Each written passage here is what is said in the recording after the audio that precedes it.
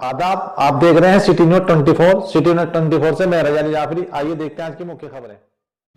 आदाब, मैं city news 24 से मोहम्मद अकबर। इस वक्त हम मौजूद हैं यहाँ पर एक मीटिंग का आयोजन किया गया है MIM पार्टी का। आइए इनसे जानकारी लेते हैं किस विषय में मीटिंग रखी गई है और क्या इनके एजेंडे हैं, किस तरह से कार्य करते हैं। आपका नाम? मरगूब हसन। तो मरगूब भाई, जैसे कि MIM पार्टी की मीटिंग रखी गई है, किस विचारधारा से रखी गई है, किस तरह से आप लोगों को जोड़ रहे हैं, चुनाव को किस मुद्दे पर लेकर ये मीटिंग रखी गई? मैं मरगूब हसन MIM का पश्चिमी प्रदेश उपाध्यक्ष हूँ और ये हमारी जो छोटी छोटी नुक्कड़ मीटिंगें चल रही हैं, कार्यकर्ता सम्मेलन चल रहे हैं, एक तरह से हमारा मकसद यही है कि बैरिस्टर असदुद्दीन ओवैसी साहब के पैगाम को जन जन तक पहुँचाया जाए। आने वाले चुनाव में पार्टी की तरफ से जो भी गाइडलाइन है वो लोगों तक पहुँचाई जाएँ और जो आज के इस दौर में हालात बने हुए हैं उन हालातों से लोगों को अवगत कराया जाए। बेरोज़गारी है, बेरोज़गारी का मुद्दा है, महंगाई का मुद्दा है, इन सब चीज़ों पर लोगों को अवगत कराया जाए कि कैसे हम लोग इन चीज़ों से निकलकर एक अच्छी राजनीति की शुरुआत कर सकते हैं, एक अच्छी राजनीति में जाकर लोगों का फ़ायदा कर सकते हैं। जैसे इस वक्त जो राजनीति है इसके बारे में आप क्या कहना चाहेंगे? जैसे महंगाई हो रही है और जो ये मुद्दे चल रहे हैं इसके बारे में आप क्या कहेंगे, किस तरह से देखते हैं आप इसे? देखिए, पब्लिक जब किसी नुमाइंदे को चुनती है सरकार के तौर पर और सरकार किसी की बनती है तो उससे यही उम्मीदें करती है कि महंगाई ना बढ़े, बेरोज़गारी कम हो और सभी लोग अमन व अमान से रहें। ये जिम्मेदारी एक सरकार की होती है और जब सरकार इन चीज़ों को सही ढंग से करती है तो फिर लोगों के अंदर एक अच्छा मैसेज जाता है। लेकिन आज के इस दौर में जो भी सरकारें चल रही हैं उनसे लोगों के अंदर एक भ्रात्मक स्थिति बनी हुई है, महंगाई को लेकर भी, रोज़गारी को लेकर भी, और जितने भी मुद्दे हैं सभी मुद्दों पर कहीं ना कहीं सरकार विफल नज़र आती है। चलिए, हमारे साथ मौजूद हैं MIM के जिला अध्यक्ष, इनसे भी बात करते हैं। तो आप कितने सहमत हैं जैसे मरगूब जी ने बात कही है? जी, अस्सलाम वालेकुम। मेरा नाम मोहम्मद बिलाल, AIMIM जिला अध्यक्ष सहारनपुर। जो हमारे उपाध्यक्ष साहब ने अभी बात कही है, मरगूब हसन साहब ने, हम उनसे पूरा सहमत हैं और होना यही चाहिए जो इन्होंने अभी सारी बात आपके सामने रखी है। चूँकि जिस तरीके से आवाम आँख बंद करके या विश्वास जता करके लोगों के ऊपर भरोसा करने का काम करती है, तो इन सरकारों को भी उस भरोसे पर खरा उतरने का काम करना चाहिए।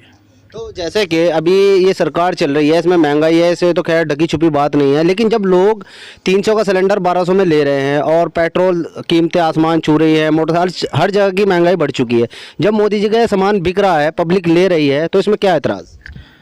देखो जनाब, ऐतराज़ की बात क्या होती है, जब तक यहाँ धर्म के एतबार से राजनीति की जाएगी हिंदुस्तान के अंदर, तब तक ये इसी तरीके की महंगाइयाँ बढ़ती रहेंगी। और जब विकास के ऊपर राजनीति होगी और विकास के बारे में सोचा जाएगा तो फिर पब्लिक आवाम जो है वो फिर उस तरीके से काम करने का काम करेगी और फिर ये सरकारें भी उस काम को सही करने का काम करेंगी।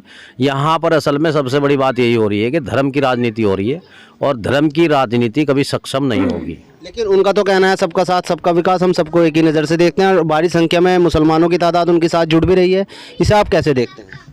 देखो जी, ये तो असल में क्या है, जुड़ने वाली बात जो आपने कही भाई, मुसलमानों की तादाद जुड़ रही है भाई, ये तो यहाँ पर हमारा सेकुलर देश है और सेकुलर लोग हैं और यहाँ संविधान का मामला है, अपनी सबकी जो है मंशा है, राजी है, वो कहीं भी जा सकता है, उसमें कोई मसला थोड़ा ही है। चलिए, हमारे साथ मौजूद हैं, आइए हम भाई से मिलते हैं। आपका नाम? सनवर अली ख़ान। तो सनवर जी, जैसे अध्यक्ष जी ने बात कही है अपनी कि ये धर्म की राजनीति हो रही है, आप इसे किस तरह देखते हैं? जाहिर सी बात है, धर्म के नाम पर राजनीति हो रही है। तो जैसा कि मैंने अभी कहा, भारी संख्या में लोग जुड़ रहे हैं, मुसलमान भी, फिर धर्म की राजनीति क्या कहाँ रही? वो तो सबको जोड़ रहे हैं। आप बताइए कि कोई मंत्री बनाया हो मुस्लिम में, पसमानदा में कोई मंत्री बनाया हो, और मॉब लिंचिंग को आप देख लीजिए, जहाँ पसमानदा समाज को मॉब लिंचिंग में मारा गया है।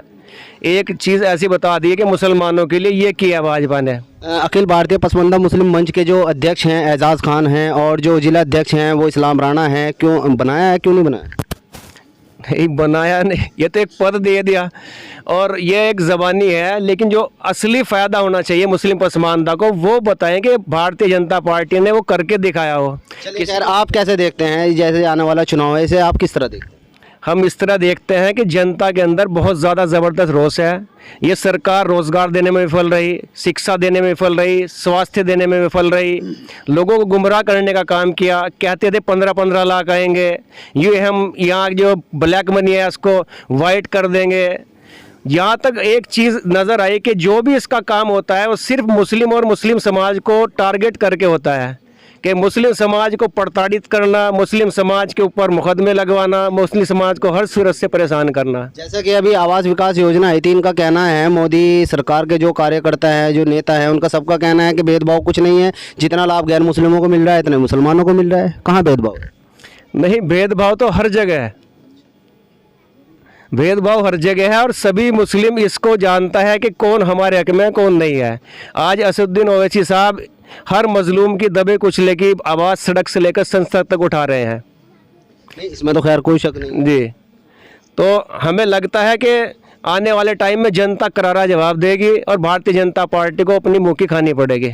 चलिए, ये थे हमारे साथ AMIM के कार्यकर्ता और ज़िला अध्यक्ष और बड़े पद के अधिकारी यहाँ मौजूद थे, जिन्होंने अपनी अपनी बात रखी। हमने इनसे कुछ सवाल किए, लेकिन ये खैर अपना प्रोपेगेंडा चल रहे हैं, जैसे कि आने वाला चुनाव में जनता को जागरूक कर रहे हैं, अपने साथ जोड़ रहे हैं। देखते हैं, इनका कहना है कि पब्लिक में रोष है। अब देखते हैं आने वाले चुनाव में पब्लिक क्या जवाब देती है, बीजेपी के साथ है या फिर असदुद्दीन ओवैसी के साथ। आप देख रहे हैं सिटी न्यूज़ 24। सिटी न्यूज़ 24 से मैं मोहम्मद अकबर, अपना कैमरामैन इफ्तिखार के साथ।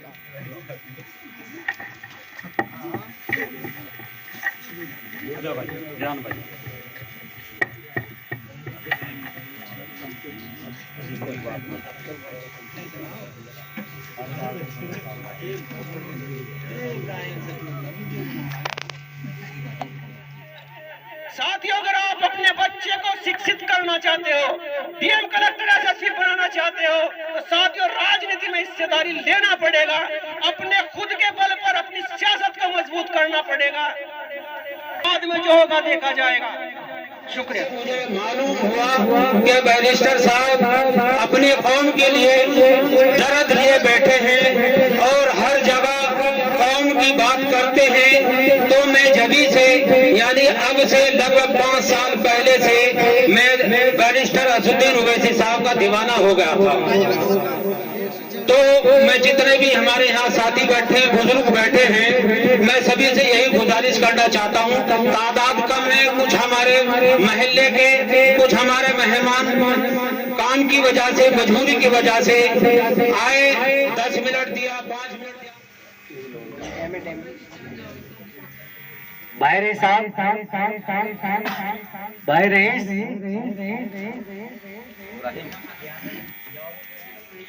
इनके बाद बादानिस मौलाना दानिश साहब, जुनैद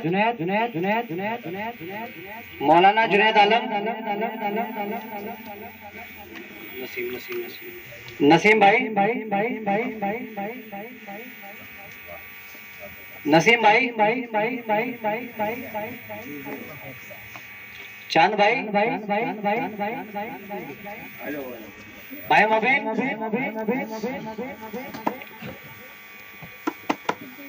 भाई सुफियान,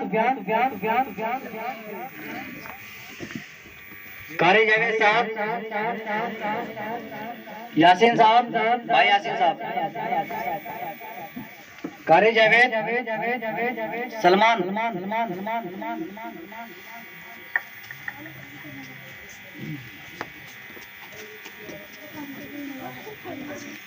इफ्तिखार भाई, ये रियान भाई, थोड़ा आगे को आ जाओ, आ जाओ, आप आ जाओ, आगे आ जाओ, आ जाओ, कहीं नहीं खड़े, ठीक है,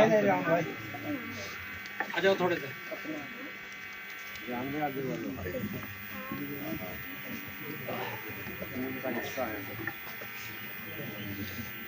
हाँ जी, मेरे पीछे बैठे क्या आ ही नहीं रहा, मेरा नाम नहीं याद आ रहा नहीं है। अब मैंने आवाज मारा, आ ही नहीं रहे। अरे बैठे नहीं था तू यार, महल्ले वाले सारे आ जाओ, दो की बात भाई, कहीं सब आ जाओ, महल्ले वाले सभी साथी आ जाए। और भाई दिलावर भाई, महल्ले के सभी जिम्मेदार साथी थोड़ा स्वागत के लिए आ जाए, माला डाल, क्योंकि नाम तो कोई जानता नहीं सबका। मन्नान भाई,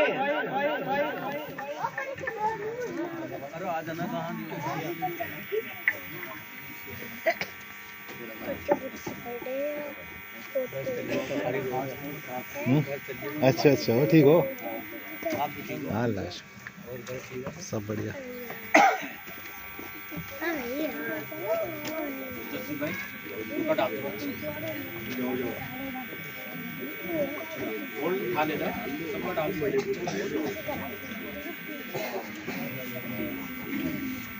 और ठीक आ जाओ, आगे आ जाओ, आगे आ जाओ। राजा भाई कहाँ आ जाओ सभी साथी, आ जाओ। बैठ जाओ। ये बच्चे भाई थोड़े थोड़े पीछे को हो जाओ। इस्लाम भाई, राजा भाई,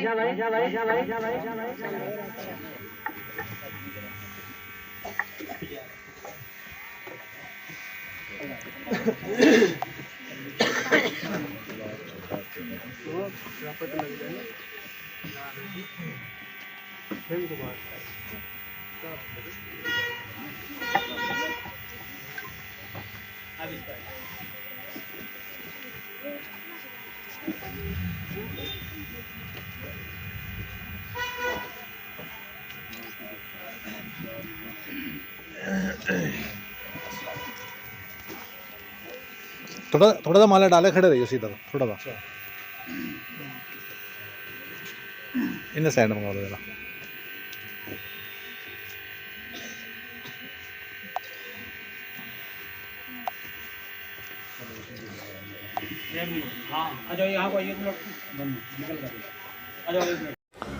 दिन भर की ताजा खबरें देखने के लिए हमारे चैनल को लाइक करें, सब्सक्राइब करें, बेल आइकन को प्रेस करें।